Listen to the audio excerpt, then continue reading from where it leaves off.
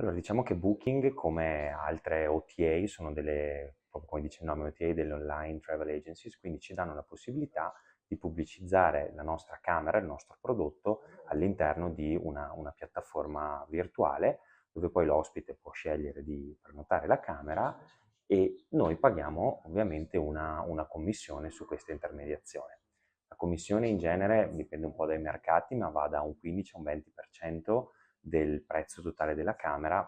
Ci tengo a sottolinearlo, anche questa commissione va a gravare anche sulla parte di IVA, quindi noi ci troviamo a pagare proprio la commissione sul prezzo totale, non solo sul prezzo effettivamente netto che l'albergo incassa, ma sul prezzo lordo compreso di IVA.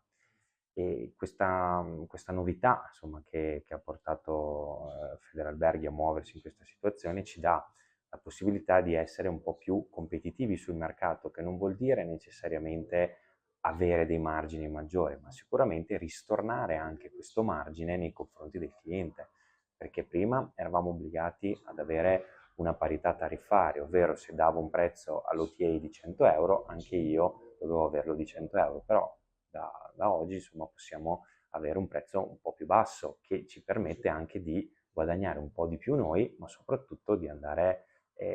a fare un servizio di un trattamento più corretto e più di favore a un nostro cliente che magari è un cliente già nostro. Dov'è un po' il problema e insomma,